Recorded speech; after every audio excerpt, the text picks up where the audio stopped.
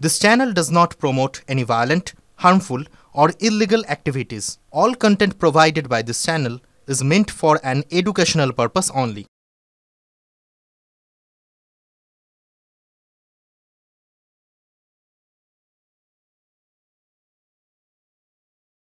নমস্কার, আরো একবার স্বাগত আপনাকে TV9 বাংলায়। আমি দীপ রয়েছি আপনাদের সঙ্গে। শুরু করছি ফার্স্ট ব্রেক এট 9। আর শুরুতেই আজ দিনের সবথেকে বড় খবরে নজর রাখতেই হবে। দেশে জিএসটির হারে বড় সড় পরিবর্তন মোদী সরকারের। পুজোর আগে দেশবাসীকে বড় উপহার কেন্দ্রের। 4 থেকে কমিয়ে জিএসটি স্ল্যাব করা হলো 2টি। এখন থেকে 5% আর 18% হারে জিএসটি নেওয়ার সিদ্ধান্ত। তুলে দেওয়া হলো 12 আর 28% জিএসটির 2টি স্ল্যাবই। জীবন বীমা এবং স্বাস্থ্য বীমায় উঠে যাচ্ছে জিএসটি। শুধু তাই নয়, ব্যক্তিগত জীবন স্বাস্থ্য বীমার প্রিমিয়াম কমতে পারে। 22 সেপ্টেম্বর থেকে কার্যকর নতুন জিএসটির হার।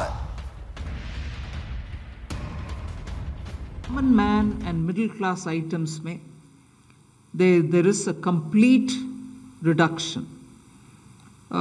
Reduction from 18 or from 12 to 5%.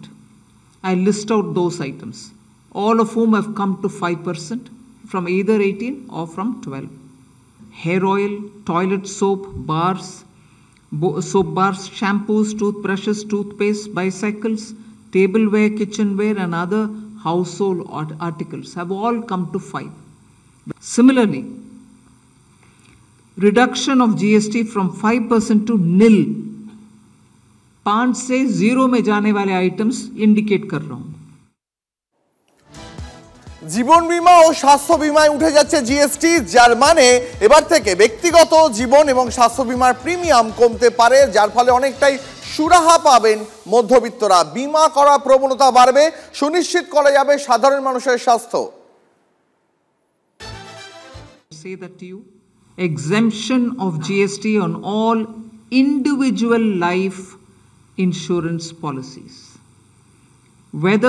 whether term life, ULIP or endowment policies, and reinsurance thereof, to make insurance affordable for common man and increase the insurance coverage in the country.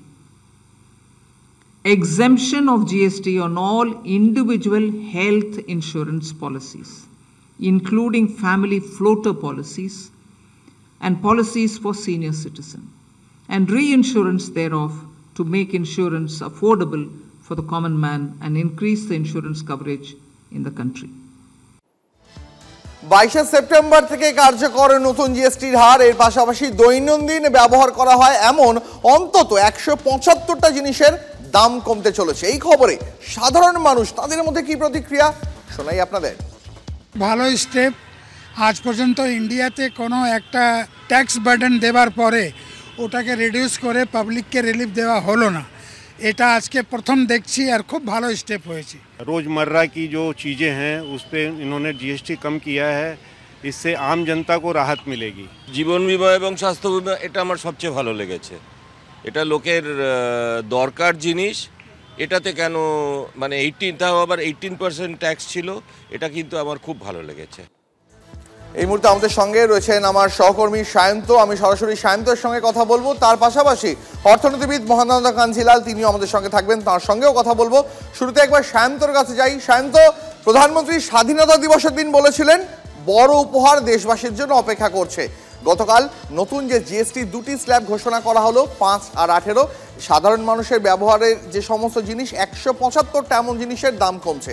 কতটা সুরাহা সাধারণ মানুষ পেতে চলেছে, কি বলছেন তারা, জানতে চাইব।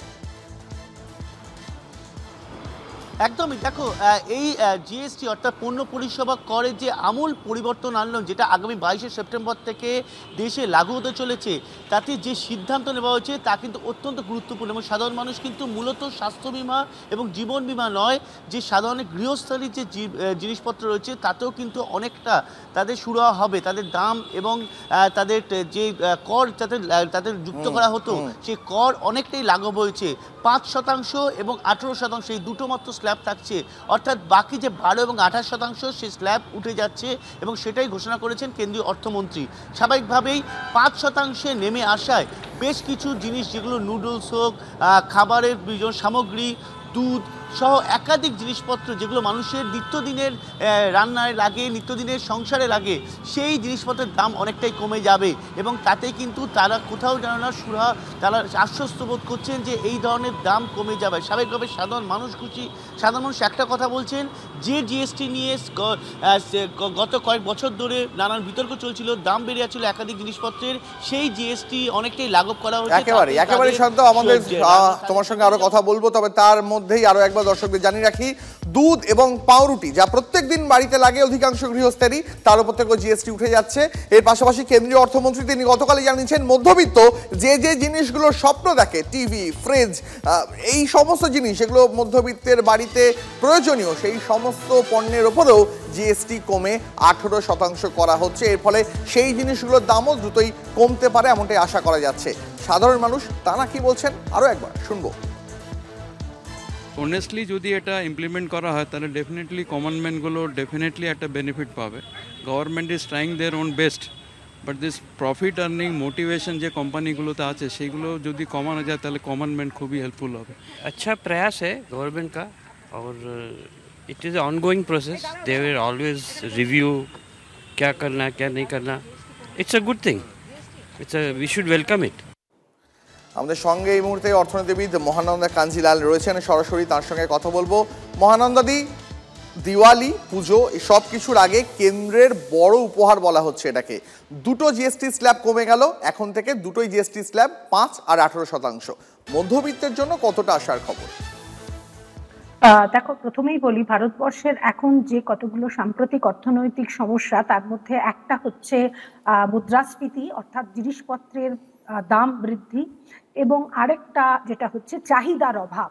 এবং অর্থনীতিতে এত বড় বিপুল অর্থনীতি, সেখানে কিন্তু চাহিদার অভাব হলে সেটা সাম্প্রতিক সামগ্রিকভাবে গোটা অর্থনীতিকে প্রভাবিত করে। এবং এই চাহিদার অভাবের জন্যই কিন্তু বড় শিল্প ইত্যাদিতে একটা ঘাটতি দেখা যাচ্ছে। কাজেই কেন্দ্রীয় সরকারের এই যে একটা স্টেপ নেওয়া হলো, এটাকে আমি স্বাগত জানাচ্ছি, কারণ ইনডাইরেক্ট ট্যাক্স যেটাকে বলা হয় পরোক্ষ কর, সেটা হচ্ছে জিএসটি, এবং আমাদের দেশের কর কাঠামোয় পরোক্ষ করের উপরই কিন্তু নির্ভরশীলতা বেশি। এবং তার ফলে এই সাধারণ মানুষ যদি দাম বৃদ্ধির থেকে কিছুটা সুরাহা পান, অবশ্যই স্বাগত। কিন্তু এটা চাহিদাকে কতটা বৃদ্ধি করবে সেটা কিন্তু আরো অনেক একটা লম্বা প্রসেস। মহানন্দাদি, আপনি তো প্রত্যেকদিন মানুষের জীবনে যে জিনিসগুলো লাগে সেগুলোর কথা বলছেন, অবশ্যই সেগুলোর চাহিদা বাড়লে অর্থনীতিতে টাকা পয়সার যোগান আরো বাড়বে এবং সেটা দেশের সার্বিক উন্নতির জন্য লাভদায়ক। এর পাশাপাশি মধ্যবিত্ত এবং বয়স্কদের অত্যন্ত দীর্ঘদিন ধরে একটা দাবি ছিল জীবন বীমা, স্বাস্থ্য বীমা বা এই ধরনের যে সমস্ত ইন্স্যুরেন্সগুলো তারা করেন সেগুলোর ওপর থেকে যে অতিরিক্ত জিএসটি, সেটাকেও প্রত্যাহারের দাবি ছিল। সেই দাবিও এবার কেন্দ্র মেনে নিল। এরপরে তারা কতটা সুবিধা পাবেন বা এবার থেকে বীমা করাতে মানুষ কতটা আগ্রহী হবেন বলে আপনি মনে করেন? জীবন বীমা একটা অত্যন্ত প্রয়োজনীয় জিনিস, এবং অন্যান্য উন্নত দেশে যেখানে বীমাটা কম্পালসারি, সমস্ত সিটিজেনদের জন্য, যেহেতু আমরা উন্নয়নশীল দেশ সেটা আমরা করে উঠতে পারিনি, এখনো প্রচুর মানুষ দরিদ্র। কাজে বীমা থেকে যদি এই কর কমিয়ে দেওয়া হয়, তুলে নেওয়া হয়, তাহলে অবশ্যই মধ্যবিত্ত শ্রেণী কিন্তু লাভবান হবে কিছুটা। আরেকটা জিনিস, ওষুধপত্র যেটা অত্যন্ত দরকারি, সেটার জন্য কিন্তু এই জিএসটির কমে যাওয়া এটা অত্যন্ত প্রয়োজনীয়। পেট্রোল, ডিজেল এগুলোর থেকেও জিএসটির আওতায় আনা অত্যন্ত দরকার। কাজে কয়েকটা খুব গুরুত্বপূর্ণ স্টেপ হওয়া প্রয়োজন বলে আমি মনে করি। তবে তাহলেও কিছুটা জিএসটি কমেছে, মধ্যবিত্ত শ্রেণীর অবশ্যই কিছুটা সুরাহা হবে আশা করা যায়। তবে চাহিদা কতটা বাড়বে সেটা কিন্তু একটা লম্বা প্রসেস, সেদিকে অবশ্যই আমাদের নজর থাকবে। মহানন্দাদি, আমাদের সঙ্গে থাকুন অর্থনীতিবিদ সুপর্ণ পাঠক, তিনি কি বলছেন শোনাই আপনাদের। তার পাশাপাশি চিকিৎসক সংগঠনের নেতা সজল বিশ্বাস, তিনি চিকিৎসা সামগ্রীর উপরে জিএসটি কমার প্রসঙ্গকে কিভাবে দেখছেন এই বিষয়টিকে শোনাবো আপনাদের। তাহলে আমার থেকে বড় অসহায় আর কেউ নেই। অপরদিকে কেবলমাত্র এই খরচের জায়গা থেকে প্রচুর মানুষ কিন্তু চাকরি চলে যাওয়ার পরে বা চাকরি থেকে অবসর নেওয়ার পরে যখন সবচেয়ে প্রয়োজন তার এই বিমাটার, সে বিমার খরচটা চোকাতে পারে না বলে বিমার জায়গা থেকে বেরিয়ে আসে। আজকে যদি জিএসটিটা তুলে নেওয়া হয় তাহলে বিমার খরচটা অনেকটা কমবে। না, উল্টো দিকে দাঁড়িয়ে বীমা সংস্থাগুলো কিন্তু কতটা সুবিধে সাধারণ মানুষের কাছে পৌঁছে দেবে সেটা নিয়ে একটা সংশয়ের জায়গা এই গত কয়েক ঘন্টার মধ্যেই তৈরি হয়ে গিয়েছে। আমরা সার্ভিস ডক্টরস ফোরামের পক্ষ থেকে মনে করি যে এই জিএসটি কমলে কিছুটা সুরাহা মানুষের হবে, অতএব এটা আমরা সাধুবাদ জানাচ্ছি। এটা যেমন ঠিক, আবার পাশাপাশি আমরা মনে করি যে হেলথ ইন্স্যুরেন্স এটা কিন্তু মানুষের স্বাস্থ্যের গ্যারান্টি হতে পারে না, অধিকার নয়। ফলে শুধুমাত্র ইন্স্যুরেন্সের মাধ্যমে নয় বা ইন্স্যুরেন্সের শুধুমাত্র জিএসটি কমানো নয়, আজকে সম্পূর্ণরূপে স্বাস্থ্যের দায়িত্ব প্রত্যক্ষভাবে ইন্স্যুরেন্স ব্যতি রেখে সরাসরি প্রত্যক্ষভাবে আজকে সরকার নিক, এই দাবিও আমরা জানাচ্ছি। জীবন বীমা এবং স্বাস্থ্য বীমায় উঠে যাচ্ছে জিএসটি। এর পাশাপাশি জীবন বীমা স্বাস্থ্য বীমার প্রিমিয়াম কমতে পারে এমনটাই মনে করা হচ্ছে। 22শে সেপ্টেম্বর থেকে নতুন জিএসটি কার্যকর হচ্ছে। তার পাশাপাশি 175টিরও বেশি দৈনন্দিন ব্যবহার করেন সাধারণ মানুষ, এমন সমস্ত জিনিসের দামও কমতে চলেছে। এই স্বাস্থ্য বীমা, লাইফ ইন্স্যুরেন্স এগুলোর থেকে একদম উঠে যাওয়াতে আমি নিজে একজন ডক্টর, আমি খুব হ্যাপি, খুব ভালো লাগছে শুনে। খুবই ভালো, খুবই ভালো। এটা তো প্রত্যেক দিনের আমাদের প্রত্যেক দিনের ব্যবহার্য জিনিস বলুন বা খাওয়া দাওয়া, বিশেষ তারপরে এডুকেশন এগুলো তো খুবই ভালো। এটা তো আর বলার মতো তো কিছু না, এটা খুবই ভালো প্রস্তাব এবং সেটা রিফ্লেক্টেড হলে পরে এবং সেটা সেইভাবে হলে পরে তো খুব ভালো। টাকা পয়সার জন্য ট্রিটমেন্ট হচ্ছে না, এটা তো খুব কষ্টদায়ক না সবার জন্য, তো সেটাতে বিশেষভাবে আমি তো খুবই খুশি।